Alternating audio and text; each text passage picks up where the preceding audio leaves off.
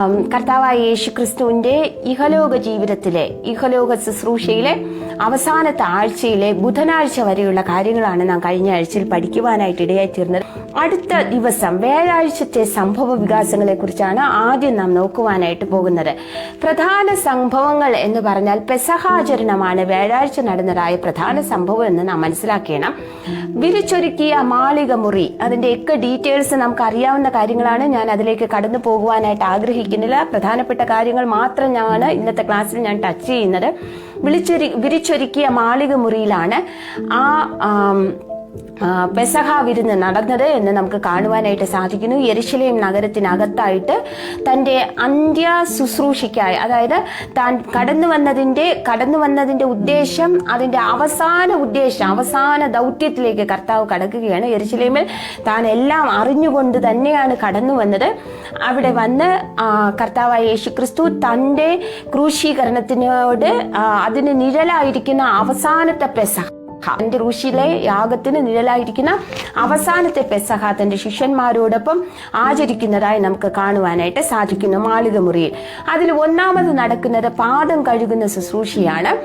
പാദം കഴുകുന്ന ആ കാര്യം നടക്കുന്നത് നമുക്ക് കാണുവാൻ സാധിക്കുന്നത് കർത്താവായ യേശുക്രിസ്തു തന്റെ ശിഷ്യന്മാരെ തന്നെ പോലെ സ്നേഹിച്ചിരുന്നു, തന്നെ പോലെ ബഹുമാനിച്ചിരുന്നു. തനിക്ക് പിന്നാലെ അവർ ചെയ്യുവാൻ പോകുന്നതായ ശുശ്രൂഷയിൽ അവരെ അംഗീകരിക്കുന്നതിന് തുല്യമായി അവിടെ പാദം കഴുകുന്ന ശുശ്രൂഷ ചെയ്യുവാനിടയായി തീർന്നത് എന്ന് നമുക്ക് കാണുവാൻ സാധിക്കുന്നു. തുടർന്ന് ആ പെസഹയിലേക്ക് കടന്നു പോകുന്നതിന് മുൻപായി യേശുക്രിസ്തു അവിടെ നമുക്ക് കാണുവാൻ സാധിക്കുന്നത് തന്നെ ഒറ്റിക്കൊടുക്കുന്ന വ്യക്തിയെ കുറിച്ച് പരാമർശിക്കുകയുണ്ടായി. കർത്താവ് യേശുക്രിസ്തുവിനെ തന്നെ ആദ്യമേ തന്നെ അറിയാമായിരുന്നു. യൂദയാണ്, തന്റെ ശിഷ്യന്മാരിൽ ഒരു വ്യക്തിയായ യൂദയാണ് ഒറ്റിക്കൊടുക്കുന്നത്. എന്നാൽ പ്രത്യക്ഷമായി ഇതുവരെ യൂദയെ കുറിച്ച് പരാമർശിക്കാതിരുന്നവനായ കർത്താവ് നിങ്ങളിൽ ഒരുവൻ എന്നെ കാണിച്ചു കൊടുക്കുമെന്ന് പറയുന്ന മാത്രയിൽ തന്നെ യൂദയിൽ പിശാച് കിടക്കുകയും താൻ ആ സ്ഥാനത്തെ വിട്ട് കടന്നു പോകുന്നതായി നമുക്ക് കാണുവാനായിട്ട് സാധിക്കുന്നു. എന്നോടുകൂടെ അപ്പത്തിൽ കൈവയ്ക്കുന്നവൻ എന്ന രീതിയിൽ അതിനെ ഐഡന്റിഫൈ ചെയ്യുവാനായി, യൂദയെ കണ്ടുപിടിക്കുന്നതിനായി ഒരു ഐഡന്റിഫിക്കേഷൻ മാർക്ക് കൊടുക്കുകയും അത് നിറവേറിയ ഉടനെ അവിടെ നിന്നും യൂദ കടന്നു പോവുകയാണ്. പിശാചിനാൽ ബാധിക്കപ്പെട്ടവനായി താൻ കടന്നു പോകുന്നത് യേശുവിനെ പിടിക്കുന്നതിന് വേണ്ടി ഒരു ചാൻസ് നോക്കിയിരിക്കുന്നതായ ശാസ്ത്രിമാരുടെയും പരീക്ഷന്മാരുടെയും ഒക്കെ അടുക്കലേക്കാണെന്ന് നമുക്ക് കാണുവാനായിട്ട് സാധിക്കുന്നു. ഇനി മൂന്നാമതായി വ്യാഴാഴ്ച ദിവസം നടക്കുന്ന പ്രധാനപ്പെട്ട കാര്യം എന്ന് പറയുന്നത് കർത്താവിന്റെ മേശ സ്ഥാപിക്കപ്പെടുകയാണ്.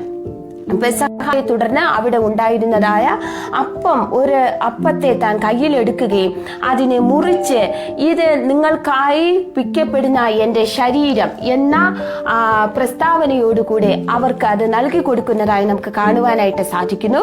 പെസഹ കഴിഞ്ഞതിന് ശേഷമാണ് ഇത് നടക്കുന്നത്. കർത്താവ് അവിടെ പെസഹ ആചരിച്ചതിന് ശേഷം അപ്പത്തെ എടുത്ത് വാഴ്ത്തി നുറുക്കി ശിഷ്യന്മാർക്ക് കൊടുക്കുകയാണ്.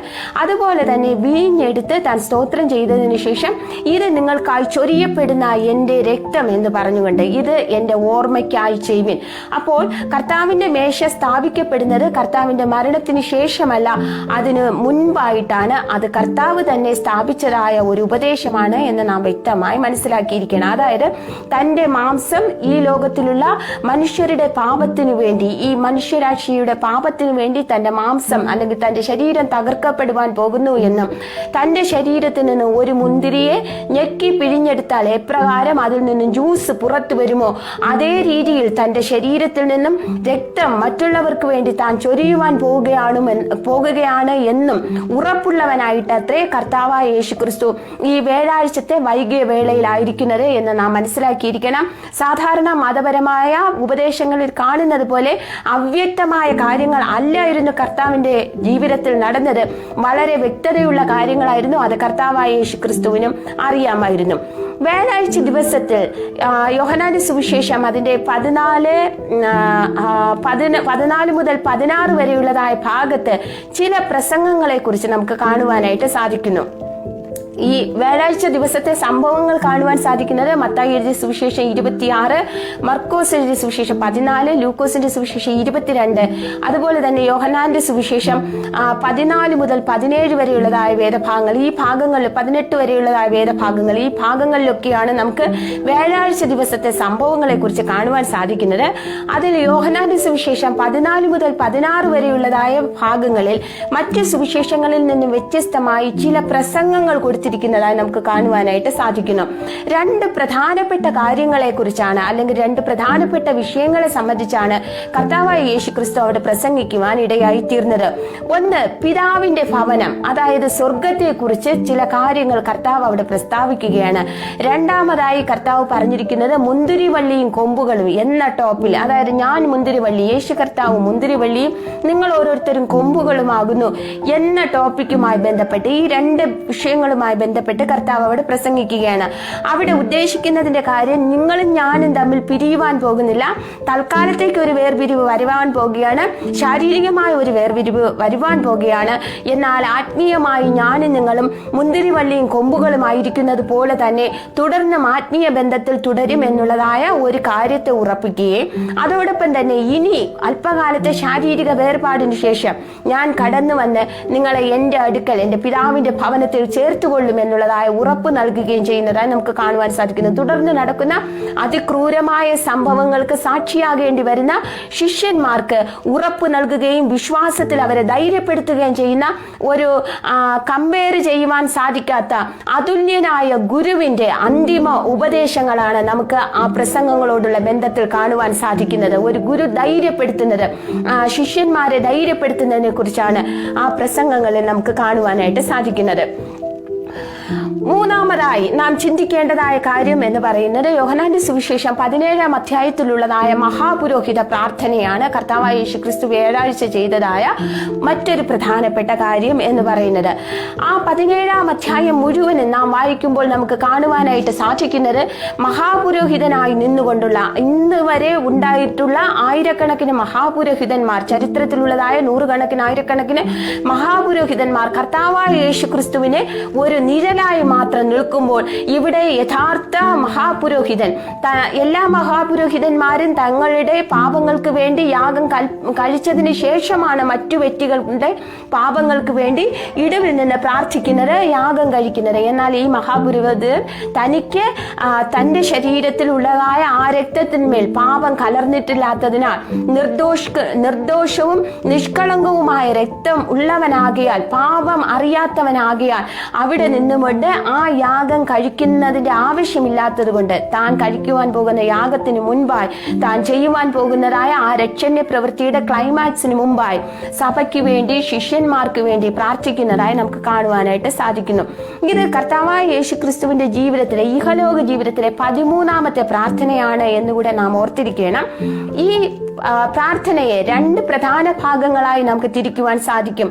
ഒന്നാമത്തെ ഭാഗം എന്ന് പറയുന്നത്, കർത്താവായ യേശു ക്രിസ്തു അതുവരെ ചെയ്ത കാര്യങ്ങളുടെ ഒരു റിപ്പോർട്ട് കൊടുക്കുകയാണ്. ഞാൻ എൻ്റെ ദൗത്യം പൂർത്തിയാക്കി, ഞാൻ അങ്ങ് എന്നെ എന്തിനാണോ അയച്ചിരിക്കുന്നത് ആ കാര്യങ്ങളെല്ലാം ഞാൻ ചെയ്തു തീർത്തിരിക്കുന്നു എന്ന് പറഞ്ഞുകൊണ്ട് ഒരു റിപ്പോർട്ട് കൊടുക്കുന്നതായി കാണുവാനായിട്ട് സാധിക്കുന്നു. അന്ന് വരെയുള്ള കാര്യങ്ങൾ പൂർത്തീകരിച്ചതിന്റെ ഒരു റിപ്പോർട്ട് കൊടുക്കുകയാണ്.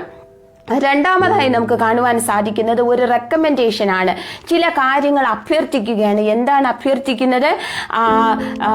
രണ്ട് കാര്യങ്ങളാണ്. ഒന്ന്, ആ ഇടയനെ മഹത്വീകരിക്കുകയാണ്. ഇതുവരെയും നീ തന്നതായ ആടുകളെ ഞാൻ ശരിയായ രീതിയിൽ നടത്തുകയുണ്ടായി, അവരെ പരിപാലിക്കുകയുണ്ടായി, അവരെ ഡെവലപ്പ് ചെയ്യുകയുണ്ടായി. അതുകൊണ്ട് ഇടയനെ മഹത്വീകരിക്കണം. അതായത് എനിക്ക് നേരത്തെ ഉണ്ടായിരുന്ന ആ മഹത്വത്തിലേക്ക് നീ എന്നെ ചേർത്തുകൊള്ളണം എന്ന് പറഞ്ഞ യേശു കർത്താവ് പ്രാർത്ഥിക്കുന്നതായി കാണുവാൻ സാധിക്കുന്നു. രണ്ടാമത്തെ പ്രാർത്ഥന, റെക്കമെൻഡേഷനിൽ, അഭ്യർത്ഥനയിൽ രണ്ടാമത്തെ ഭാഗമായി വരുന്നത് ആടുകളെ സംബന്ധിച്ചുള്ളതായ പ്രാർത്ഥനയാണ്.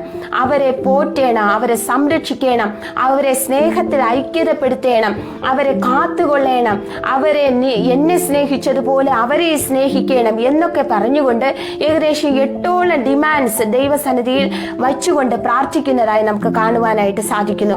ഒരു ശുശ്രൂഷകൻ എപ്രകാരം ആയിരിക്കണം, ഒരു ഇടയൻ എപ്രകാരമായിരിക്കണം എന്നുള്ളതായ, അല്ലെങ്കിൽ ഒരു ടീച്ചർ, ഒരു ലീഡർ, ഈ ലോകത്തിലായിരിക്കുന്ന ഒരു നേതാവ് എപ്രകാരമായിരിക്കണം, ഒരു ഗുരു എപ്രകാരമായിരിക്കണം ആയിരിക്കണം എന്നുള്ളതായ അതുല്യമായ മാതൃകയാണ് കർത്താവായ യേശു ക്രിസ്തു അവസാനത്തെ ദിവസങ്ങളിൽ കാഴ്ചവെച്ചത് എന്ന് നാം മനസ്സിലാക്കേണ്ടിയിരിക്കുന്നു. നാലാമതായി ചില പ്രവചനങ്ങൾ കർത്താവായ യേശു ക്രിസ്തു വ്യാഴാഴ്ച ദിവസത്തിൽ നടത്തുന്നതായി നമുക്ക് കാണുവാനായിട്ട് സാധിക്കുന്നു. ഒന്നാമതായിട്ട് ശിഷ്യന്മാർ തള്ളിപ്പറയും. അത് അടുത്ത സമയങ്ങളിൽ, അടുത്ത മണിക്കൂറുകളിൽ നടക്കേണ്ടുന്നതായ കാര്യമാണ്. ശിഷ്യന്മാർ തള്ളിപ്പറയും. രണ്ടാമതായി പറയുന്നത് ചില ദിവസങ്ങൾക്ക്, 3-ലധികം ദിവസങ്ങൾക്ക് ശേഷം നടക്കേണ്ടുന്നതായ ഒരു കാര്യമാണ്. അതായത് താൻ മരിക്കും, ഉയർത്തെഴുന്നേൽക്കും. അതിനുശേഷം ശിഷ്യന്മാരെ ഗലീലയിൽ വെച്ച് കാണും. ഇത് നടക്കുകയുണ്ടായി. എന്നാൽ ആ നടക്കുവാൻ പോകുന്ന സംഭവത്തെക്കുറിച്ച് വ്യാഴാഴ്ച ദിവസം തന്നെ കർത്താവ് പ്രവചിക്കുന്നതായി നമുക്ക് കാണുവാനായിട്ട് സാധിക്കുന്നു. അതുപോലെ തന്നെ ശിഷ്യന്മാർ എല്ലാവരും ഓടിപ്പോകുമെന്ന് ഒരിക്കൽ പറയുന്നതായ സമയത്ത് പത്രോസും തന്നെ കളഞ്ഞിട്ട് പോകും, വിട്ടിട്ട് പോകും എന്നുള്ളതായ കാര്യം പറയുകയും അതിനുശേഷം വീണ്ടും ഒരിക്കൽ കൂടെ പത്രോസ് തള്ളിപ്പറയും എന്നുള്ളതായ കാര്യം വീണ്ടും ഉറപ്പിച്ച് 2 പ്രാവശ്യം പറയുന്നതായി നമുക്ക് കാണുവാനായിട്ട് സാധിക്കുന്നു. ഈ 3 പ്രവചനങ്ങളാണ് വ്യാഴാഴ്ച ദിവസത്തിൽ കർത്താവ് നടത്തുവാനായിട്ട് ഇടയായി തീർന്നത്. ഇതിനുശേഷം നമുക്ക് കാണുവാനായിട്ട് സാധിക്കുന്നത് ഏറ്റവും പ്രധാനപ്പെട്ടതായ ഒരു സംഭവമാണ്. അവർ പെസഹ കഴിഞ്ഞതിന് ശേഷം സ്തോത്രം ചൊല്ലി കർത്തൃമേശ സ്ഥാപിച്ചതിന് ശേഷം, കർത്താവിന്റെ മേശ സ്ഥാപിച്ചതിന് ശേഷം പ്രാർത്ഥിച്ച് അവസാനിപ്പിച്ച് സ്തോത്രം ചൊല്ലി അവർ ഒലിവ് മലയ്ക്ക് കടന്നു പോവുകയുണ്ടായി. അവിടെ ആയിരിക്കുമ്പോൾ ആ കടന്നു പോകുന്നതായ സമയത്ത് സാധാരണയായി അവർ പാടുന്നതായ ഒരു പാട്ട് പാടിക്കൊണ്ടാണ് കടന്നുപോയത് എന്ന് സുവിശേഷങ്ങളിൽ വ്യക്തമായി കാണിക്കുന്നു. അതായത് ഒരു മാനുഷികമായി അതീവ ദുഃഖകരമായ, അപകടകരമായ, ഏറ്റവും വേദനിപ്പിക്കപ്പെടുന്ന മണിക്കൂറുകളിലേക്കാണ് താൻ പ്രവേശിക്കുന്നത് എന്ന് ഉറപ്പുണ്ടായിരുന്നിട്ട് ദൈവഹിതപ്രകാരം തന്നെ കഷ്ടം സഹിക്കുന്നതിന് വേണ്ടി ഏൽപ്പിച്ചു കൊടുക്കുന്നത് സന്തോഷത്തോടുകൂടെ ചെയ്യുന്ന ഒരു കാര്യമായി നമുക്ക് കാണണം. എന്നെ കേൾക്കുന്ന പ്രിയ ദൈവമക്കളെ, എനിക്കും നിങ്ങൾക്കും വേണ്ടി നിർബന്ധത്താൽ അല്ല കർത്താവായ യേശു ക്രിസ്തു ക്രൂശിൽ മരിച്ചത്. മറിച്ച് തന്റെ സ്നേഹത്തിന്റെ ആധിക്യം നിമിത്തമാണ് കർത്താവായ യേശു ക്രിസ്തു ക്രൂശിൽ മരിക്കുവാൻ ഇടയായി തീർന്നത് എന്ന് നാം ഓർക്കണം. നമ്മോടുള്ള സ്നേഹ നിമിത്തം തന്നെ ബലിയാടായി കർത്താവ് സ്വയം ഏൽപ്പിച്ചു കൊടുക്കുകയായിരുന്നു. ഗെത്ശമനെ തോട്ടത്തിൽ 3 തവണ പ്രാർത്ഥിച്ചതായി നമുക്ക് കാണുവാനായിട്ട് സാധിക്കുന്നു. ശിഷ്യന്മാരുമായി ആ ഗെത്ശമനെ തോട്ടത്തിലേക്ക് കടന്നുപോയ കർത്താവ് മത്തായി എഴുതിയ സുവിശേഷം 26:39, 42, 44 വാക്യങ്ങൾ വായിക്കുമ്പോൾ 3 തവണ കർത്താവ് പ്രാർത്ഥിച്ചു. ആദ്യം 1 തവണ പ്രാർത്ഥിച്ചു. അതിനുശേഷം മടങ്ങി വന്ന് ശിഷ്യന്മാരെ നോക്കുമ്പോൾ അവർ ഉറങ്ങുകയാണ്. അവരെ ഉണർത്തിയതിനു ശേഷം വീണ്ടും പ്രാർത്ഥിക്കാനായി കടന്നുപോയി. ആ സമയത്താണ് നമുക്ക് അറിയാവുന്ന ആ ഫേമസ് ആയിട്ടുള്ള പ്രശസ്തമായ വാചകങ്ങൾ കർത്താവ് ഉരുവിടുവാനായിട്ട് ഇടയായി തീർന്നത്. തന്റെ മേൽ വന്നിരിക്കുന്നതായ ഈ പാപഭാര നിമിത്തം, അത് നൽകിയതായ കഠിനമായ മാനസിക വ്യഥ നിമിത്തം തന്റെ ഞരമ്പുകൾ പൊട്ടുകയും രോമകൂപങ്ങളിലൂടെ വിയർപ്പ് തുള്ളികളായി രക്തം പുറത്തു വന്നു എന്ന് രേഖപ്പെടുത്തിയിരിക്കുന്നു. വൈദ്യനായ ലൂക്കോസിന്റെ സുവിശേഷത്തിലാണ് ഈ വിവരണങ്ങൾ വളരെ വ്യക്തമായി നമുക്ക് കാണുവാൻ സാധിക്കുന്നത്. അന്ന് അറിയപ്പെടുന്ന ഒരു വൈദ്യശാസ്ത്രം പഠിച്ചവനായ വ്യക്തിക്ക് മാത്രമേ അത് വ്യക്തമായി എഴുതുവാൻ സാധിക്കുകയുള്ളൂ. കർത്താവായ യേശുക്രിസ്തുവിന്റെ മേൽ വന്നതായ ആ പാപഭാരത്തിന്റെ ആ വെയിറ്റ്, കർത്താവ് അനുഭവിച്ചതായ ആ ബേർഡൻ എത്രമാത്രമായിരുന്നു എന്നുള്ളതാണ് ഈ വാചകങ്ങളിലൂടെ നാം മനസ്സിലാക്കേണ്ടത്. രണ്ടാമതായി പ്രാർത്ഥിക്കുന്നതായ സമയത്ത് കർത്താവായ യേശുക്രിസ്തു ഇങ്ങനെ പറയുകയുണ്ടായി, എന്റെ ഹിതമല്ല, എനിക്ക് ഈ പാനപാത്രം നീങ്ങിപ്പോകണമെന്നുണ്ട്, എങ്കിലും എന്റെ ഹിതമില്ല, അങ്ങയുടെ ഹിതം നിറവേറട്ടെ എന്ന് പറഞ്ഞുകൊണ്ട് ദൈവസന്നിധിയിൽ സ്വയം സമർപ്പിച്ചു കൊടുക്കുന്നതായി നമുക്ക് കാണുവാനായിട്ട് സാധിക്കുന്നു. അവിടെ 2 കാര്യങ്ങളാണ് നാം മനസ്സിലാക്കിയിരിക്കേണ്ട കാര്യം. ഒന്ന്, നമുക്ക് നമ്മുടേതായ ഒരു പേഴ്സണാലിറ്റി ഉണ്ട്, വ്യക്തിത്വമുണ്ട്, നമ്മുടേതായ ചിന്തകളും വികാരങ്ങളും അടങ്ങുന്നതായ ഒരു വ്യക്തിത്വമുണ്ട് നമ്മുടെ ഉള്ളിൽ. രണ്ടാമതായി പുറമേ കാണുന്നതായ ഈ വ്യക്തിത്വമുണ്ട്. 2 ആളത്വങ്ങൾ എങ്കിലും കുറഞ്ഞ പക്ഷം ശാസ്ത്രം അംഗീകരിക്കുന്ന രീതിയിൽ 3 ആളത്വങ്ങളാണ് വേദപുസ്തകത്തിൽ. അത് മറ്റൊരു ടോപ്പിക്കാണ്, അവിടേക്ക് പോകുവാൻ ഞാൻ ആഗ്രഹിക്കുന്നില്ല. എന്നാൽ തൻ്റെ ആഗ്രഹങ്ങൾ, ചിന്തകൾ, വികാരങ്ങൾ എല്ലാത്തിനെയും ദൈവസന്നിധിയിലേക്ക് സറണ്ടർ ചെയ്യുന്നതായ ഒരു സമയമായിരുന്നു ഗെത്ശമനെ തോട്ടം. സറണ്ടർ ചെയ്യുന്നതായ ഒരു ഇടമായിരുന്നു ഗെത്ശമനെ തോട്ടം എന്ന് നാം മനസ്സിലാക്കണം. കാൽവരി യാഗം എന്ന് പറയുന്നത് ആരംഭിക്കുന്നത് ലോകസ്ഥാപനത്തിന് മുൻപേ തന്നെ ആരംഭിച്ച ഒന്നാണ്. അതിന്റെ ഫൈനൽ സ്റ്റേജിലേക്ക് കടന്നു വരുന്നതിന്റെ ആ ഫൈനൽ സ്റ്റേജിന്റെ ഫസ്റ്റ് സ്റ്റെപ്പ് എന്ന് പറയുന്നത് തന്റെ ആഗ്രഹങ്ങളെ ഒരു മനുഷ്യൻ എന്ന നിലയിൽ തന്നെ നിയന്ത്രിക്കുന്നതായ സകല മേഖലകളെ ദൈവത്തിന്റെ തീരുമാനത്തിന്റെ മുമ്പിൽ പൂർണ്ണമായി സമർപ്പിക്കുന്നതായിരുന്നു ഗെത്ശമന തോട്ടത്തിൽ നമുക്ക് കാണുവാൻ കഴിയുന്നതായ കാഴ്ച. എന്നാൽ തന്റെ ശരീരത്തെ കർത്താവായ യേശുക്രിസ്തു തകർക്കുവാനായി ഏൽപ്പിച്ചു കൊടുത്തത് കാൽവരി മലമുകളിലായിരുന്നു എന്ന് നാം മനസ്സിലാക്കണം. ഈ പ്രാർത്ഥന 3 തവണ പ്രാർത്ഥിച്ചു കഴിഞ്ഞ ഉടനെ തന്നെ പരീക്ഷകൻ സമീപിച്ചിരിക്കുന്നു എന്നുള്ള പ്രസ്താവനയോടുകൂടെ യേശുവിനെ കാണിച്ചു കൊടുക്കുന്നതായ ആ സംഭവം നടക്കുന്നതായി നമുക്ക് കാണുവാൻ സാധിക്കുന്നു. യൂദായുടെ നേതൃത്വത്തിൽ നേരത്തെ പെസഹ നടക്കുന്ന സമയത്ത് മാളികമുറിയിൽ നിന്നും കർത്താവിനെ വിട്ടേച്ചു പോയ യൂദ ആ സംഘത്തെയും കൂട്ടിക്കൊണ്ട് വരികയാണ്. വാളും കുന്തവും പന്തവുമായി അവർ വന്നതായി നമുക്ക് മനസ്സിലാക്കുവാനായിട്ട് സാധിക്കുന്നു. പടച്ചേവകർ, പടയാളികൾ ആ ഗ്രൂപ്പിൽ ഉണ്ടായിരുന്നു. ഏതോ ഒരു വലിയ ഭീകരനെ പിടിക്കുവാൻ വരുന്നത് പോലെയാണ് ഈ ലോകം കണ്ടതിൽ ഏറ്റവും വലിയ നന്മ ചെയ്ത, ഏറ്റവും വലിയ മനുഷ്യ സ്നേഹിയായിരുന്ന കർത്താവിനെ പിടിക്കുവാനായി വ്യക്തികൾ കടന്നു വന്നത് എന്ന് നാം മനസ്സിലാക്കിയിരിക്കേണ്ട കാര്യമത്രേ. ഇവിടെ എങ്ങനെയാണ് യേശുക്രിസ്തുവിനെ കാണിച്ചു കൊടുക്കേണ്ടത് എന്ന് അവർ തമ്മിൽ പറഞ്ഞൊത്തിരുന്നു. ആരെയാണോ ഞാൻ ചുംബിക്കുന്നത് ആ വ്യക്തിയാണ് കർത്താവ് എന്ന് പറഞ്ഞുകൊണ്ട് ഒരു സ്നേഹ ചുംബനം കൊടുക്കുന്നത് പോലെ കപടമായ സ്നേഹം കാണിച്ചുകൊണ്ടാണ് കർത്താവിനെ കാണിച്ചു കൊടുക്കുവാൻ ഇടയായി തീർന്നതെന്ന് മത്തായി എഴുതിയ സുവിശേഷം 26, യോഹന്നാൻ 18, മർക്കോസ് 14, ലൂക്കോസ് 22 ഈ അധ്യായങ്ങളുടെ അവസാന ഭാഗങ്ങളിലേക്ക് വരുമ്പോൾ നമുക്ക് കാണുവാൻ സാധിക്കുന്നു.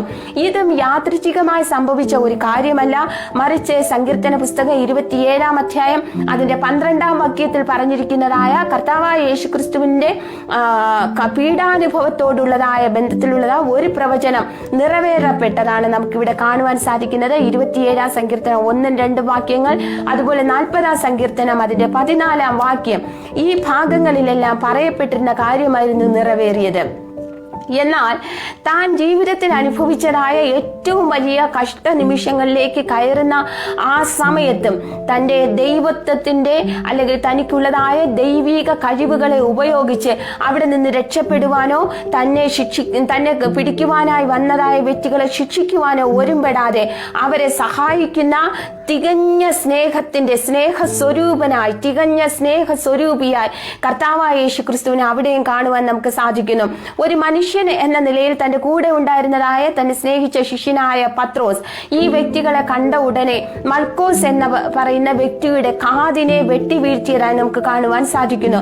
ഉടനെ തന്നെ കർത്താവ് ശിഷ്യന്മാരെ ശാസിക്കുകയും ദൈവഹിതത്തിനെതിരായി നിൽക്കുന്നതിന് അവരെ ശാസിക്കുകയും ഉടനെ ആ കാതിനെ എടുത്ത് ആ മുറിഞ്ഞു വീണതായ കാതിനെ എടുത്ത് ആ വ്യക്തിയുടെ കാതിനോട് ചേർത്ത് വെച്ച് അവനെ സുഖപ്പെടുത്തുന്നതായി കാണുവാൻ സാധിക്കുന്നു. നോക്കണമേ, അതിക്രൂരമായ പീഡയിലേക്ക് കൊണ്ടുപോകുവാൻ തക്കവണ്ണം തന്നെ കൊല്ലുവാൻ തന്നെയാണ് ഈ വ്യക്തികൾ വന്നു നിൽക്കുന്നത്. അത് കർത്താവായ യേശുക്രിസ്തുവിനെ അറിയാം. എങ്കിലും താൻ ഒരു ദൈവമാണ്, താൻ ദൈവമാണ്, താൻ ഒരു ദൈവമല്ല, താൻ ദൈവമാണ്. അത് മാത്രമല്ല താൻ ദൈവഹിതം ചെയ്യുന്നതിന് വേണ്ടി വന്നതാണ്. ഈ താൻ ചെയ്യാൻ പോകുന്നതായ കാര്യം തന്റെ മേലുള്ളതായ ഒരു കടമയായിട്ടല്ല, മറിച്ച് തന്റെ സ്നേഹത്തിൽ നിന്നുമാണ് താൻ ചെയ്യാൻ പോകുന്നത് എന്നുള്ളതായ കാര്യം തെളിയിക്കുന്നതായ ഒരു സംഭവമായിരുന്നു യേശു കർത്താവ് അവസാനമായി ചെയ്ത ഈ മൽക്കോസിന്റെ കാതിനെ സുഖപ്പെടുത്തുന്ന അത്ഭുതം. തുടർന്ന് നമുക്ക് കാണുവാൻ സാധിക്കുന്നത് യേശുവിനെ അറസ്റ്റ് ചെയ്യുന്നു. വീണ്ടും സഖരിയ പ്രവചനം 13-ാം അധ്യായം 7-ാം വാക്യത്തിൽ പറഞ്ഞിരിക്കുന്നതായ പ്രവചനം നിറവേറത്തക്കവണ്ണം മത്തായി സുവിശേഷം 26-56 വാക്യം, മർക്കോസിന്റെ സുവിശേഷം 14-ാം അധ്യായം 50 മുതൽ 52 വരെയുള്ള വാക്യങ്ങൾ. ഈ വാക്യങ്ങൾ വായിക്കുമ്പോൾ സഖരിയ പ്രവചനം 13-7 നിറവേറത്തക്കവണ്ണം സകലരും തന്നെ വിട്ട് ഓടിപ്പോയതായി കാണുവാനായിട്ട് സാധിക്കുന്നു. ഒരു യൗവനക്കാരൻ തന്നെ ഫോളോ ചെയ്തിരുന്ന ഒരു യൗവനക്കാരൻ പോലും ആരുമില്ല, തന്റെ ശിഷ്യന്മാരുമില്ല, ആരുമില്ലാതെ താൻ ഏകനായി മാറത്തക്ക രീതിയിൽ വളരെയധികം പ്രതികൂലങ്ങൾ തന്റെ ജീവിതത്തിൽ ആരംഭിച്ചതായി കാണുവാനായിട്ട് സാധിക്കുന്നു. തുടർന്ന് രാത്രി മുഴുവൻ നീളുന്നതായ വ്യാഴാഴ്ച വൈകുന്നേരം തുടങ്ങുന്നതായ ഈ സംഭവ വികാസങ്ങൾ നമുക്ക് കണ്ടിന്യൂസ് ആയി രാത്രി മുഴുവൻ ഒരു കാര്യത്തിൽ നിന്ന് മറ്റൊരു കാര്യത്തിലേക്ക് ഇങ്ങനെ കണ്ടിന്യൂസ് ആയാണ്, റെസ്റ്റ് ഇല്ലാതെയാണ് നടക്കുന്നത് കാണുവാനായിട്ട് സാധിക്കുന്നത്. അതായത് യേശുവിനെ ഏതു വിധേനയും ക്രൂശിച്ചിട്ട് ഞങ്ങൾ റെസ്റ്റ് എടുക്കുകയുള്ളൂ എന്ന് അന്നുണ്ടായിരുന്ന ഭരണകൂടവും യഹൂദന്മാരും ഇത്രയധികം നന്മ ചെയ്ത ഒരു ദോഷവും കാണുവാനായിട്ടില്ലാത്ത ഒരു വ്യക്തിയെ ക്രൂരമായി ക്രൂശിക്കുന്നതിന് വേണ്ടി അന്നുണ്ടായിരുന്നതായ ഗവൺമെന്റും അവന്റെ സ്വന്തം ജനമായ യഹൂദന്മാരും മതവും രാഷ്ട്രീയ നേതാക്കന്മാരും എല്ലാ മാനുഷികമായ ശക്തികളും അതോടൊപ്പം പൈശാചിക മണ്ഡലങ്ങളും ഒരുമിച്ച് നിന്ന ലോക ചരിത്രത്തിലെ ഏക സംഭവമാണ് കർത്താവായ യേശുക്രിസ്തുവിന്റെ ക്രൂശീകരണം എന്ന് നാം അറിഞ്ഞിരിക്കണം. തുടർന്ന് നടക്കുന്നത് കോടതി വിചാരണകളാണ്. ഒന്നു മാറി ഒരു ഭാഗത്തു നിന്ന് മറുഭാഗത്തേക്ക് കൊണ്ടുപോയി 7 കോടതികളിൽ 7 സ്ഥാനങ്ങളിൽ കർത്താവിനെ മാറി മാറി വിചാരണ ചെയ്തതായി നമുക്ക് കാണുവാനായിട്ട് സാധിക്കുന്നു. മത്തായി എഴുതിയ സുവിശേഷം 27, മർക്കോസിന്റെ സുവിശേഷം 15-ാം അധ്യായം, അതുപോലെ തന്നെ ലൂക്കോസിന്റെ സുവിശേഷം 23-ാം അധ്യായം, യോഹന്നാന്റെ സുവിശേഷം 18-ാം അധ്യായം തുടങ്ങിയുള്ള ഭാഗങ്ങൾ വായിച്ചു വരുമ്പോൾ ഈ വിചാരണകളെ കുറിച്ച് നമുക്ക് കാണുവാനായിട്ട് സാധിക്കുന്നു. അതിക്രൂരമായി തന്നെ പീഡിപ്പിക്കുന്നതായ ആ സാഹചര്യം, തന്നെ അറസ്റ്റ് ചെയ്തതായ ആ നിമിഷം മുതൽ ആരംഭിച്ചതായി നമുക്ക് കാണുവാൻ സാധിക്കുന്നു. ആദ്യമായി തന്നെ കൊണ്ടുപോയത് അന്നത്തെ മഹാപുരോഹിതനായിരുന്ന കയ്യഫാവിന്റെ അമ്മാവനായ ഹന്നാവിന്റെ അടുക്കലേക്കായിരുന്നു. അവിടെ നിന്നും കയ്യഫാവിന്റെ അടുക്കലേക്ക് വീണ്ടും സെന്നദ്രി സംഘം എന്നറിയപ്പെടുന്ന മത കോടതിയുടെ അടുക്കലേക്ക് കൊണ്ടുവരുന്നു. ഈ 3 വിചാരണകൾ കഴിയുമ്പോൾ മൂന്നാമത്തെ വിചാരണ നടന്നു കഴിഞ്ഞ ഉടനെയാണ് സുവിശേഷങ്ങളിൽ യൂദായുടെ മരണത്തെക്കുറിച്ച് കാണുവാനായിട്ട് സാധിക്കുന്നത്. തന്നെ കാണിച്ചു കൊടുത്തതായ വ്യക്തി 30 വെള്ളിക്കാശിനാണ് യേശു കർത്താവിനെ അവൻ ഒറ്റിക്കൊടുക്കുവാനായിട്ട് ഇടയായി തീർന്നത്. അത് ഒരു ധനമോഹമാണ് എന്ന് നമുക്ക് ഒറ്റനോട്ടത്തിൽ തോന്നാമെങ്കിലും അത് കർത്താവിന്റെ രക്ഷണ്യ പ്രവൃത്തിയുടെ രക്ഷണ്യ പദ്ധതിയിലെ ഒരു ഭാഗമായിരുന്നു. അത് നേരത്തെ പ്രവചിക്കപ്പെട്ടതായിരുന്നു. എന്നാൽ വീണ്ടും യൂദായോടുള്ള ബന്ധത്തിൽ ഒരു പ്രവചനം കൂടെ, നേരത്തെ പറഞ്ഞതായ ഒരു പ്രവചനം കൂടെ നിറവേറപ്പെടണം. അതിനായിട്ടാണ് ഈ വേദഭാഗത്തിൽ ഈ വിചാരണകളുടെ ഇടയിൽ യൂദയുടെ ചരിത്രത്തെ വീണ്ടും സുവിശേഷകന്മാർ രേഖപ്പെടുത്തിയിരിക്കുന്നത്. മത്തായി എഴുതിയ സുവിശേഷത്തിൽ നമുക്ക് കാണുവാനായിട്ട് സാധിക്കുന്നു. 27-ാം അധ്യായം അതിന്റെ 3 മുതലുള്ളതായ ഭാഗങ്ങളിൽ യൂദായുടെ മരണത്തെ കുറിച്ച് കാണുന്നു. ഈ 30 വെള്ളിക്കാശ് തിരികെ പരീശന്മാരുടെ അടുക്കൽ കൊണ്ടുപോയിട്ട് എനിക്കിത് ആവശ്യമില്ല, ഞാൻ കുറ്റമില്ലാത്ത രക്തത്തെ കാണിച്ചു കൊടുത്തു എന്ന് പറയുമ്പോൾ ആ വ്യക്തികൾ ആരാണോ യൂദയോട് ചേർന്ന് നിന്നുകൊണ്ട് യേശുവിനെതിരെ ഈ പദ്ധതികൾ ആവിഷ്കരിച്ചത്, ആ വ്യക്തികൾ യൂദയെ തള്ളി പറയുന്നതായി നമുക്ക് കാണുവാനായിട്ട് സാധിക്കുന്നു.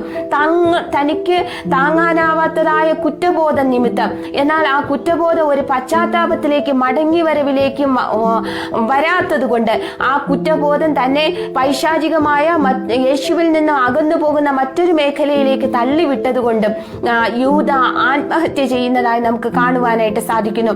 യൂദ ആത്മഹത്യ ചെയ്ത ശേഷം ഭണ്ഡാരത്തിൽ അവൻ എറിഞ്ഞിട്ട് പോയ ആ കാശെടുത്ത് അവർ ഒരു നിലം വാങ്ങുകയുണ്ടായി. പരദേശികളെ കുഴിച്ചിടുന്നതിന് വേണ്ടി വാങ്ങിയ ആ നിലത്തിന് രക്തദിനം അല്ലെങ്കിൽ രക്തനിലം അല്ല എങ്കിൽ അക്കൽദാമ എന്ന് പേരിട്ടതായി നമുക്ക് കാണുവാനായിട്ട് സാധിക്കുന്നു. സഖറിയ പ്രവചനം 11-ാം അധ്യായം 12-ാം വാക്യത്തിൽ പറഞ്ഞിരിക്കുന്നതായ ആ പ്രവചനം നിവൃത്തിയാകുന്നതിനാണ് ഈ കാര്യങ്ങൾ മത്തായി എഴുതിയ സുവിശേഷം 27-ാം അധ്യായം അതിന്റെ 3 മുതലുള്ളതായ ഭാഗങ്ങളിലുള്ളതായ യൂദായുടെ ചരിത്രം ഇവിടെ രേഖപ്പെടുത്തുവാനായിട്ട് ഇടയായി തീർന്നത്. തുടർന്ന് 4-മതായി അന്നത്തെ നാടുവാഴിയായിരുന്ന പീലാത്തോസിന്റെ അടുക്കൽ വിചാരണ ചെയ്തു.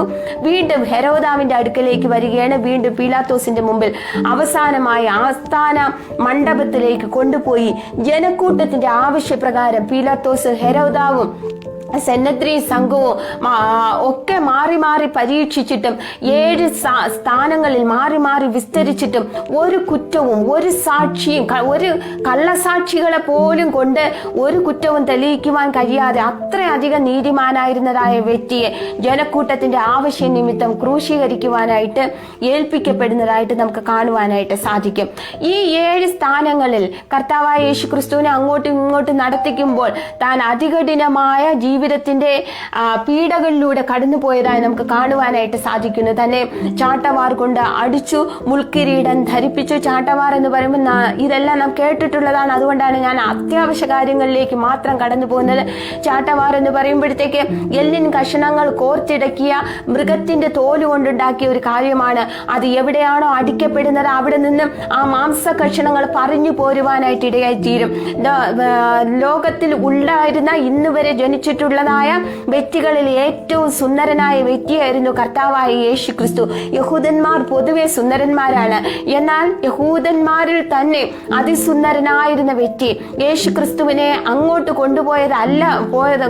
കൊണ്ടുപോയതുപോലെ അല്ല തന്നെ തിരിച്ചു കൊണ്ടുവരുന്നത്.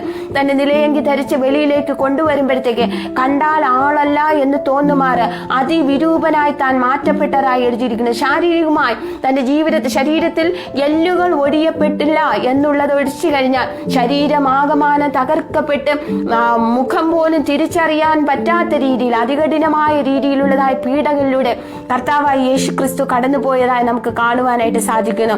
ഈ സ്ഥാനത്ത് യെശയ്യാ പ്രവചനം 53-ാം അധ്യായത്തിൽ പറഞ്ഞിരിക്കുന്നതായ പ്രവചനങ്ങൾ, അതുപോലെ തന്നെ യെശയ്യാ പ്രവചനം 50-ാം അധ്യായം അതിന്റെ 6-ാം വാക്യത്തിൽ പറഞ്ഞിരിക്കുന്ന പ്രവചനം, നിന്ദയ്ക്കും തുപ്പലിനുമായി ഞാൻ എന്റെ മുഖം തിരിച്ചില്ല എന്ന വചനം, ഇതെല്ലാം കർത്താവായ യേശു ക്രിസ്തുവിനോടുള്ള ബന്ധത്തിൽ നിറവേറപ്പെട്ടതായി നമുക്ക് കാണുവാനായിട്ട് സാധിക്കുന്നു. യഹൂദന്മാരുടെ ന്യായപ്രമാണം അനുസരിച്ച്, യഹൂദന്മാരുടെ മതനിയമങ്ങൾ അനുസരിച്ച്, യഹൂദന്മാരുടെ പാരമ്പര്യമായിട്ടുള്ള നിയമങ്ങൾ അനുസരിച്ച്, അതുപോലെ തന്നെ റോമ ഗവൺമെന്റിന്റെ നിയമങ്ങൾ അനുസരിച്ച്, ഇങ്ങനെ ഏതെല്ലാം നിയമങ്ങൾ അന്ന് ലോകത്തിൽ അവർക്ക് നിലവിൽ കൊണ്ടുവരുവാനായിട്ട് സാധിക്കുമായിരുന്നുവോ എല്ലാ നിയമങ്ങളും വച്ച് കർത്താവായ യേശു ക്രിസ്തുവിനെ അവര് വിസ്തരിച്ചിട്ടും യാതൊരുവിധ കുറ്റങ്ങളും കർത്താവായ യേശു ക്രിസ്തുവിൽ കണ്ടുപിടിക്കുവാനായിട്ട് കഴിഞ്ഞില്ല. ഈവൻ അതിന് പ്രധാന ഒരു വിസ്താരത്തിന് മുതിർന്നതായ ഒരു വ്യക്തിയായിരുന്നു പിലാത്തോസിന്റെ ഭാര്യ പറയുകയാണ് അവൻ നീതിമാനെന്ന്. ഇങ്ങനെ എതിരാളികൾ പോലും സാക്ഷ്യം പറയുന്നതായ ഒരു ജീവിതം ആയിരുന്നു കർത്താവായ യേശു ക്രിസ്തു കാഴ്ചവെച്ചിരുന്നതെന്ന് നാം മനസ്സിലാക്കണം. പലരും പറയുന്നത് പോലെ കർത്താവ് ഒരു ഗവൺമെന്റിനെതിരെ പ്രവർത്തിച്ച ആളായിരുന്നില്ല, ഒരു ഭരണകൂടത്തിനെതിരെയോ ഒരു മതത്തിനെതിരെയോ പ്രവർത്തിച്ച ആളായിരുന്നില്ല, മതസ്ഥാപകനായും വന്നതല്ല. എന്നാൽ താൻ നന്മ ചെയ്തുകൊണ്ട് സഞ്ചരിക്കുകയും തന്നെ കുറിച്ച് ദൈവം കൽപ്പിച്ചിരുന്നതായ രക്ഷണീയ പ്രവൃത്തിയിലേക്ക്, അതായത് ഞാനും നിങ്ങളും ചെയ്തതായ പാപം നിമിത്തം ഞാനും നിങ്ങളും മരിക്കേണ്ടതായ സ്ഥാനത്ത് നമ്മുടെ പാപങ്ങൾക്ക് വേണ്ടി മരിക്കുവാനത്രേ കർത്താവായ യേശു ക്രിസ്തു ക്രൂശീകരണത്തിനായി ഈ ഭൂമിയിൽ കടന്നു വന്നത്. തന്റെ ക്രൂശീകരണത്തെ കുറിച്ച് നമുക്ക് മത്തായി എഴുതിയ സുവിശേഷം 27, മർക്കോസിന്റെ സുവിശേഷം 15-ാം അധ്യായം, അതുപോലെ ലൂക്കോസിന്റെ സുവിശേഷം 23-ാം അധ്യായം, യോഹന്നാന്റെ സുവിശേഷം 19-ാം അധ്യായം, ഈ ഭാഗങ്ങളിലെല്ലാം പകുതി കഴിയുമ്പോഴത്തേക്ക് നമുക്ക് അതിന്റെ ക്രൂശീകരണത്തെ കുറിച്ചുള്ളതായ കാര്യങ്ങൾ കാണുവാൻ സാധിക്കുന്നു. 7 പ്രവചനങ്ങൾ ക്രൂശീകരണത്തോടുള്ള ബന്ധത്തിൽ നമുക്ക് നടന്നതായി കാണുവാനായിട്ട് സാധിക്കുന്നു. അതിന്റെ കഥ നമുക്കറിയാം. തൊട്ടടുത്തുള്ളതായ തലയോടിന്റെ ഷേപ്പിലുള്ളതായ ആ മലയിലേക്കാണ് കൊണ്ടുപോയത്. തനിക്ക് നടക്കുവാൻ തക്കവണ്ണം ആ ക്രൂശും വലിച്ചുകൊണ്ട് നടക്കണം എന്നുള്ളതാണ് ആ ക്രൂശീകരണത്തിന് വിധിക്കപ്പെട്ടതായ കുറ്റവാളിക്ക് കൊടുക്കുന്നതായ ആ പണിഷ്മെന്റിന്റെ ഒരു കാര്യം. ഒരു അധികം ഭാരം വരുന്നതായ ക്രൂശം വഹിച്ചുകൊണ്ട് താൻ നടക്കണം. എന്നാൽ തന്നെ അത്ര അധികം അടിച്ചിരുന്നതിനാൽ ആ ക്രൂശ് പേറുവാൻ തനിക്ക് കഴിവില്ലാത്തതിനാൽ കുറേനക്കാരനായ ശീമോൻ ജോലി കഴിഞ്ഞ് മടങ്ങി വരുന്നതായ ആ വ്യക്തിയെ ക്രൂശ് ചുമക്കുന്നതിനായി നിർബന്ധിക്കുകയുണ്ടായി. യേശു കർത്താവിനെ ആ സ്ഥാനത്തേക്ക് കൊണ്ടുപോയതിനു ശേഷം ക്രൂശിക്കുവാൻ ഇടയായി തീർന്നു എന്ന് നമുക്ക് മനസ്സിലാക്കുവാനായിട്ട് സാധിക്കുന്നു. ഈ കഥ എന്ന് പറയുന്നത് നമുക്കറിയാം. എന്നാൽ ചില പഠനത്തോടുള്ള ബന്ധത്തിലുള്ള ചില കാര്യങ്ങളിലേക്കാണ് ഞാൻ അധികം കോൺസെൻട്രേറ്റ് ചെയ്യുവാനായിട്ട് ഇടയായി തീർന്നത്. 7 പ്രവചനങ്ങളാണ് കർത്താവായ യേശു ക്രിസ്തുവിന്റെ ക്രൂശീകരണത്തോടുള്ള ബന്ധത്തിൽ നിറവേറിയത് എന്ന് നാം മനസ്സിലാക്കണം. ഒന്നാമതായി 2 കള്ളന്മാരുടെ നടുവിലാണ് കർത്താവായ യേശു ക്രിസ്തുവിനെ ക്രൂശിക്കുവാനായിട്ട് ഇടയായി തീർന്നത്. ഇത് യെശയ്യാ പ്രവചനം 53-ാം അധ്യായം 12-ാം വാക്യത്തിൽ പറയുന്ന പ്രവചനം മത്തായി എഴുതിയ സുവിശേഷം അതിന്റെ 27-ാം അധ്യായം 38-ാം വാക്യത്തിൽ നിറവേറപ്പെടുന്നതിന് വേണ്ടിയായിരുന്നു. രണ്ടാമതായി എനിക്ക് ദാഹിക്കുന്നു എന്ന് പറഞ്ഞ് നിലവിളിക്കുന്ന കർത്താവായ യേശു ക്രിസ്തുവിന് പുളിച്ച വീഞ്ഞു കൊടുത്തതായി രേഖപ്പെടുത്തിയിരിക്കുന്നു മത്തായി എഴുതിയ സുവിശേഷം അതിന്റെ 27-ാം അധ്യായം 34-ാം വാക്യത്തിൽ. എന്നാൽ സങ്കീർത്തനങ്ങളുടെ പുസ്തകം 69-ാം അധ്യായം 21-ാം വാക്യത്തിൽ പറഞ്ഞിരിക്കുന്ന ആ പ്രവചനം നിറവേറുന്നതാണ് നമുക്കിവിടെ കാണുവാനായിട്ട് സാധിക്കുന്നത്.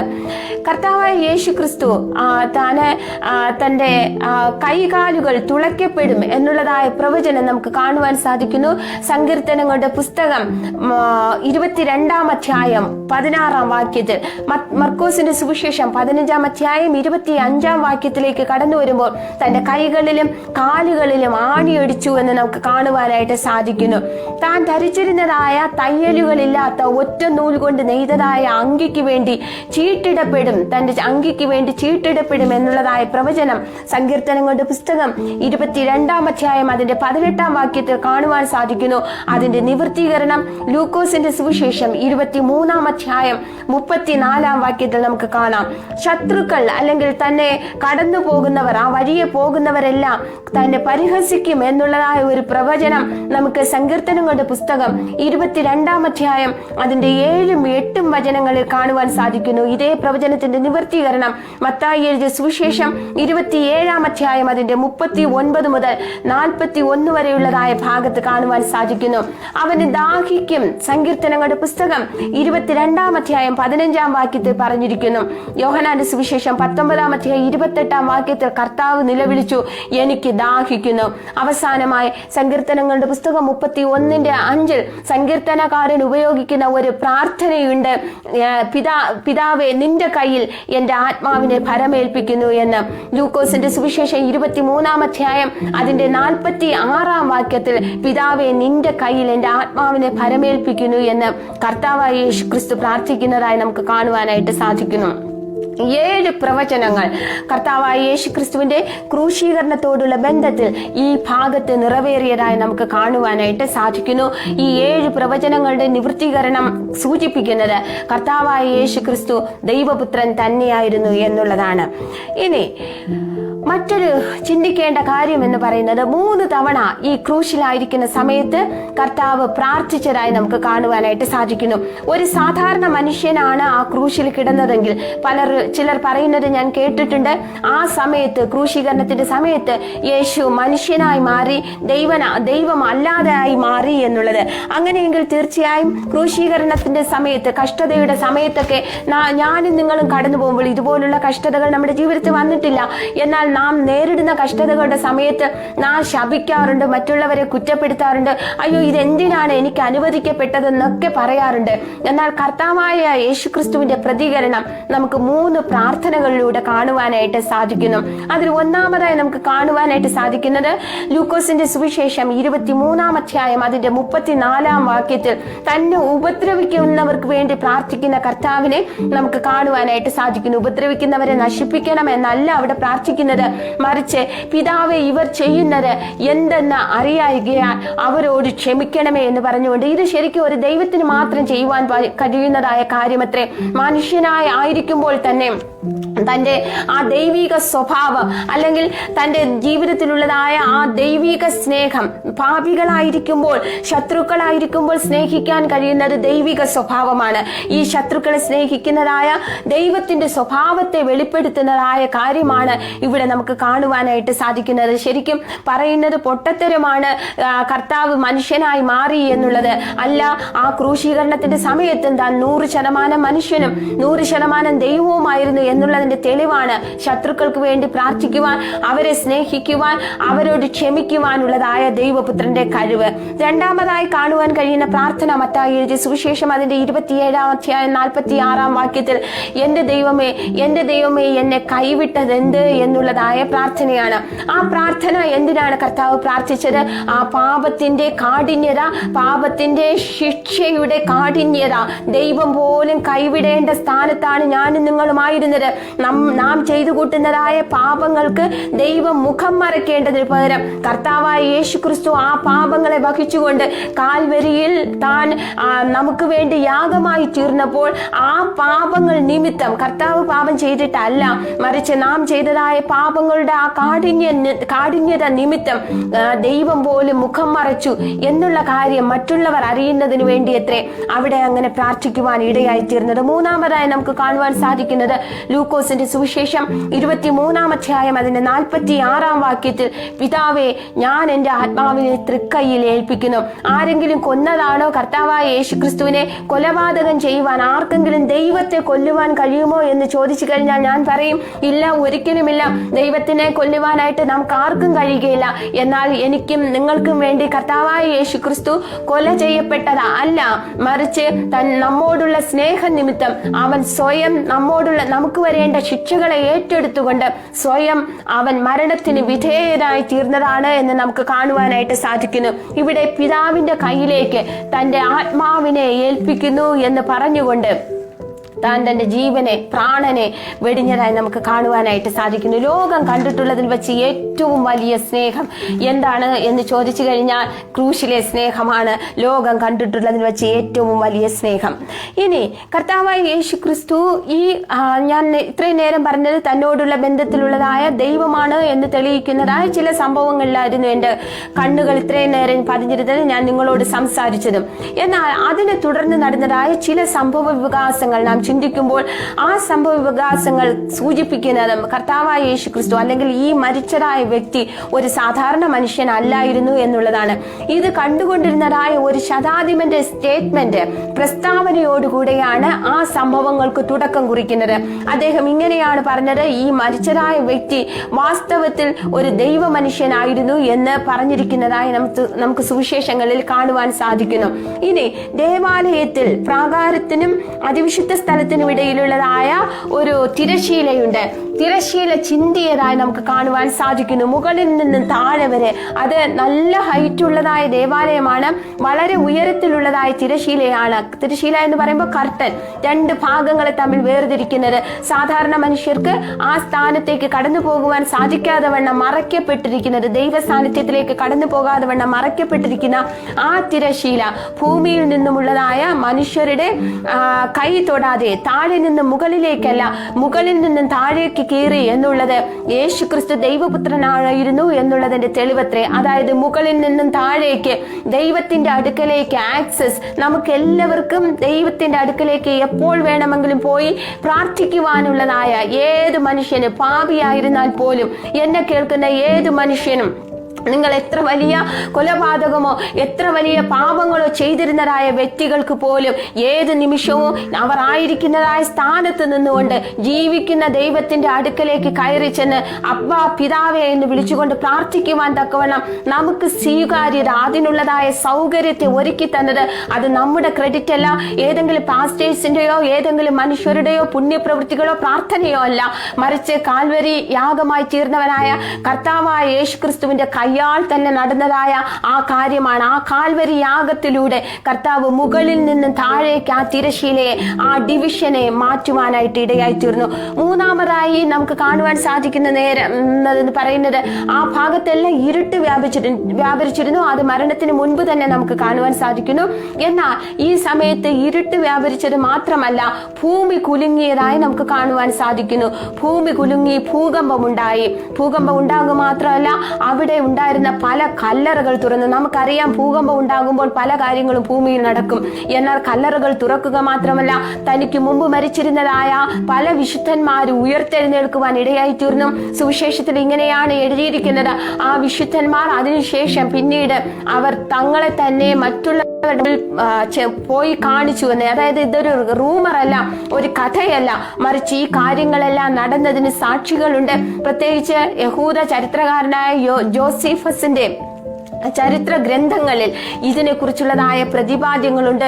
യഹൂദ ഭരണാധികാരികളുമായി ബന്ധപ്പെട്ടിട്ടുള്ളതായ ചരിത്ര പുസ്തകങ്ങളിൽ ഇതിനെക്കുറിച്ച് പ്രതിപാദിച്ചിരിക്കുന്നത് നമുക്ക് കാണുവാൻ സാധിക്കുന്നു. അതുപോലെ തന്നെ റോമ ഗവൺമെന്റിന്റെ ചില രേഖകളിലും ഇതിനെക്കുറിച്ചുള്ളതായ പ്രതിപാദ്യങ്ങൾ നമുക്ക് കാണുവാനായിട്ട് സാധിക്കുന്നു. യേശു ക്രിസ്തുവിന്റെ മരണവും ജീവിതവും മരണവും ഒരു കഥയല്ല, ഒരു കെട്ടുകഥയല്ല, എവിടെയോ ആരൊക്കെ രചിച്ചതോ പറഞ്ഞു വെച്ചതോ ആയ കാര്യമല്ല, മറിച്ച് ചരിത്രത്തിൽ ഉണ്ടായിരുന്ന വ്യക്തി, ചരിത്രത്തിൽ തെളിവുകളുള്ളതായ ഒരു വ്യക്തി എത്ര യേശു കർത്താവ്. എന്നാൽ ഒരു വ്യത്യാസമേ ഉള്ളൂ, ഞാനും നിങ്ങളും മനുഷ്യർ മാത്രമായിരിക്കുമ്പോൾ അവൻ 100% ദൈവവുമായിരുന്നു എന്നുള്ളത്. യേശു ക്രിസ്തുവിന്റെ മരണം കഴിഞ്ഞു. ഈ സംഭവങ്ങൾ കഴിഞ്ഞ ഉടനെ അടുത്ത കാര്യത്തിലേക്ക് അവർ കടക്കണം. കാരണം യഹൂദന്മാരെ സംബന്ധിച്ച് ശബത്ത് ആരംഭിക്കുകയാണ്. വെള്ളിയാഴ്ച 6 മണി കഴിഞ്ഞാൽ അവർക്ക് ശബത്താണ്. അതുകൊണ്ട് തന്നെ വളരെ വേഗത്തിൽ അടക്കത്തിനുള്ളതായ കാര്യങ്ങൾ അവർ ക്രമീകരിച്ചതായി നമുക്ക് കാണുവാൻ സാധിക്കുന്നു. മത്തായിയുടെ സുവിശേഷം 27-ാം അധ്യായം അതിന്റെ 57 മുതലുള്ളതായ ഭാഗങ്ങൾ, മർക്കോസിന്റെ സുവിശേഷം 15-ാം അധ്യായം അതിന്റെ 42 മുതലുള്ളതായ ഭാഗങ്ങൾ, അതുപോലെ ലൂക്കോസ് മാർക്കോസിന്റെ സുവിശേഷം 23-ാം അധ്യായം 50 മുതലുള്ളതായ ഭാഗങ്ങൾ, യോഹന്നാന്റെ സുവിശേഷം 19-ാം അധ്യായം അതിന്റെ 31 വരെയുള്ളതായ ഭാഗങ്ങൾ, ഈ ഭാഗങ്ങളിലെല്ലാം നമുക്ക് അടക്കത്തിനും അതിന്റെ ഒരുക്കങ്ങളെയും കുറിച്ചുള്ളതായ കാര്യങ്ങൾ കാണുവാനായിട്ട് സാധിക്കുന്നു. നമുക്ക് 3 പ്രവചനങ്ങൾ ഈ അടക്കത്തോടുള്ള ബന്ധത്തിൽ കർത്താവായ യേശുക്രിസ്തുവിന്റെ ജീവിതത്തിൽ നിറവേറിയതായി കാണുവാനായിട്ട് സാധിക്കുന്നു. ഒന്നാമതായി സങ്കീർത്തനങ്ങളുടെ പുസ്തകം 34-ാം അധ്യായം അതിന്റെ 20-ാം വാക്യത്തിൽ ഇങ്ങനെ പറഞ്ഞിരിക്കുന്നു, അവന്റെ അസ്ഥികൾ ഒന്നും ഒടിയുകയില്ല എന്ന്. യോഹന്നാന്റെ സുവിശേഷം 19-ാം അധ്യായം 33 മുതൽ വായിക്കുമ്പോൾ നമുക്ക് കാണുവാൻ സാധിക്കുന്നു, സാധാരണയായി ആ മരണം ഉറപ്പാകുന്നതിന് വേണ്ടി, അതായത് മണിക്കൂറുകൾ ക്രൂശിൽ ദിവസങ്ങളോളം കിടക്കുന്നതായ വ്യക്തികളുണ്ട്. ക്രൂശീകരണം കഴിഞ്ഞതിന് ശേഷം അവരുടെ മരണത്തെ വളരെ വേഗത്തിൽ ഉറപ്പാക്കുന്നതിന് വേണ്ടി അവരുടെ അസ്ഥികൾ ഒടിക്കുന്നതായ ഒരു രീതി റോമ ഭരണാധികാരികളുടെ ഇടയിൽ, റോമൻ ശിക്ഷാവിധികളുടെ ഇടയിലുണ്ട്. എന്നാൽ നേരത്തെ തന്നെ പ്രവചനമുണ്ട്, കർത്താവായ യേശുക്രിസ്തുവിന്റെ അസ്ഥികളെ ഒടിക്കുകയില്ല എന്ന്, ഒടിയപ്പെടുകയില്ല എന്ന്. ആ പ്രവചനം നിറവേറത്തക്കവണ്ണം അവർ വന്നു നോക്കുമ്പോൾ, അസ്ഥിയെ ഒടിക്കുന്നതിന് വേണ്ടി അതിനുള്ള വ്യക്തികൾ വന്നു നോക്കുമ്പോൾ, പടയാളികൾ വന്നു നോക്കുമ്പോൾ അദ്ദേഹം മരിച്ചിരുന്നു. അതുകൊണ്ട് തന്നെ അസ്ഥികൾ ഒടിയപ്പെടാതെ ദൈവം ആ വാഗ്ദത്തം നിറവേറുവാനായിട്ട് ഇടയായി തീർന്നു. രണ്ടാമതായി നമുക്ക് കാണുവാൻ സാധിക്കുന്നു, സഖരിയ പ്രവചനം 12-ാം അധ്യായം അതിന്റെ 10-ാം വാക്യത്തോടുള്ള ബന്ധത്തിൽ അവർ കുത്തിയവങ്കിലേക്ക് നോക്കും എന്ന്. കർത്താവായ യേശുക്രിസ്തു മരിച്ചു എന്ന് ഉറപ്പാക്കുന്നതിന് വേണ്ടി ഒരു പടയാളി തന്റെ കയ്യിലിരുന്നതായ കുന്തം കൊണ്ട് അവന്റെ വിലാപ്പുറത്ത് കുത്തിയതായി നമുക്ക് കാണുവാൻ സാധിക്കുന്നു. അത് പ്രവചന നിവൃത്തിയായിരുന്നു. യോഹന്നാന്റെ സുവിശേഷം 19-ാം അധ്യായം അതിന്റെ 37-ാം വാക്യത്തിൽ ഈ ഭാഗം നമുക്ക് കാണുവാൻ സാധിക്കുന്നു. എന്നാൽ എനിക്ക് നിങ്ങൾക്ക് വേണ്ടി തന്റെ ശരീരത്തിലുള്ളതായ അവസാന തുള്ളി രക്തം വരെയും അതിന് ചൊരിയപ്പെടുന്നതിന് വേണ്ടിയാണ് ആ സംഭവം നടന്നത് എന്ന് നാം മനസ്സിലാക്കിയിരിക്കണം. അതിന് മെഡിക്കൽ സയൻസിൽ പരിചയമുള്ളവർ പറയുന്നത്, ശരീരത്തിലുള്ളതായ സകല രക്തവും മാർന്നു പോയാലും ഒരു അറയിൽ, 4 അറകളാണ് ഹൃദയത്തിനുള്ളത്, 4ാമത്തെ ഒരു അറയിൽ ഒരല്പം രക്തം ശേഷിക്കുമത്രേ. ആ രക്തം ശേഷിച്ചിരിക്കുന്നതായ ആ ഭാഗത്തേക്കാണ് ഈ കുന്തം കയറി ചെന്നത് എന്ന് വേദശാസ്ത്ര പണ്ഡിതന്മാർ അഭിപ്രായപ്പെടാറുണ്ട്. അതായത് എനിക്കും നിങ്ങൾക്കും വേണ്ടി താൻ ചൊരിയുമെന്ന് പറയുന്നതായ ആ രക്തത്തിൽ ഒരു തുള്ളി പോലും തന്റെ ശരീരത്തിൽ മാറ്റിവെക്കാതെ അത്രയധികം സ്നേഹമാണ് ക്രൂശിൽ കർത്താവായ യേശുക്രിസ്തു പ്രദർശിപ്പിക്കുവാനായിട്ട് ഇടയായി തീർന്നത്. മൂന്നാമതായി നമുക്ക് കാണുവാനായിട്ട് സാധിക്കുന്നത് യേശയ്യാ പ്രവചനം അതിന്റെ 53-ാം അധ്യായം 9-ാം വാക്യത്തിൽ നമുക്ക് കാണുവാൻ സാധിക്കുന്നു, അവന്റെ കല്ലറ സമ്പന്നന്മാരുടെ കൂടെ ആയിരിക്കുമെന്ന്. അതേ വാക്യം, അതേ പ്രവചനം നമുക്ക് മത്തായി എഴുതിയ സുവിശേഷം 27-ാം അധ്യായം അതിന്റെ 57 മുതൽ 60 വരെയുള്ള ഭാഗത്ത് കാണുവാൻ സാധിക്കുന്നു. അരിമത്യക്കാരനായ യോസഫ് എന്ന അന്നത്തെ പ്രധാനപ്പെട്ട ആ ഭരണകൂടത്തിൽ സ്വാധീനമുള്ള ഒരു പ്രധാനപ്പെട്ട ധനികനായ വ്യക്തി തനിക്കും തന്റെ കുടുംബത്തിനും വേണ്ടി ഒരുക്കി വെച്ചിരുന്നതായ ആ കല്ലറ കർത്താവിനെ യേശുക്രിസ്തുവിനെ വിട്ടുകൊടുക്കുവാൻ ഇടയായി തീർന്നു. ധനികന്മാരായ വ്യക്തികളുടെ ഭാഗത്ത്, ധനികന്മാരായ വ്യക്തികളെ അടക്കുന്ന ഭാഗത്താണ് ആ കല്ലറ സ്ഥിതി ചെയ്തിരുന്നത്. മത്തായി എഴുതിയ സുവിശേഷം 27-ാം അധ്യായം മുതൽ 27-ാം അധ്യായത്തിൽ നമുക്ക് ഈ കാര്യം കാണുവാനായിട്ട് സാധിക്കുന്നു. ഇങ്ങനെ 3 പ്രവചനങ്ങളാണ് കർത്താവായ യേശുക്രിസ്തുവിന്റെ അടക്കത്തോടുള്ള ബന്ധത്തിൽ നിറവേറുവാൻ ഇടയായി തീർന്നത്. അടുത്ത ദിവസം ശനിയാഴ്ചയാണ്. ശനിയാഴ്ച ദിവസം പൊതുവെ യഹൂദന്മാർ ഒന്നും ചെയ്യാറില്ല. എന്നാൽ പതിവിന് വിരുദ്ധമായി ഈ ശനിയാഴ്ച അവർ ഒന്ന് ചെയ്യുവാനായിട്ട് ഇടയായി തീർന്നു. കർത്താവായ യേശുക്രിസ്തു ഉയർക്കുമോ എന്നുള്ള ഭയം നിമിത്തം അവർ പോയി കല്ലറ ഉറപ്പാക്കിയതായി നമുക്ക് കാണുവാൻ സാധിക്കുന്നു. ചരിത്രത്തിൽ, ലോക ചരിത്രത്തിൽ ഒരിക്കലും എവിടെയും ഏത് പുസ്തകത്തിലും വായിക്കുവാനായി നമുക്ക് ഇടയാകത്തതായ അത്ര ക്രൂരമായ ശിക്ഷാവിധികളിലൂടെ കടന്നുപോയ വ്യക്തി എത്രേ കർത്താവായ യേശുക്രിസ്തു. എന്തിനാണ് എന്ന് ചോദിച്ചു കഴിഞ്ഞാൽ, ആരും ക്രിസ്ത്യാനികൾ ബ്ലാക്ക് മെയിൽ ചെയ്യുന്നതിനോ ഇമോഷൻസ്, വികാര പ്രകടനങ്ങൾ കൊണ്ട് മറ്റു മനുഷ്യരെ ജയിക്കുന്നതിനോ ഹൃദയങ്ങളെ നേടുന്നതിനോ ഞങ്ങൾ ആരും ശ്രമിക്കുന്നില്ല.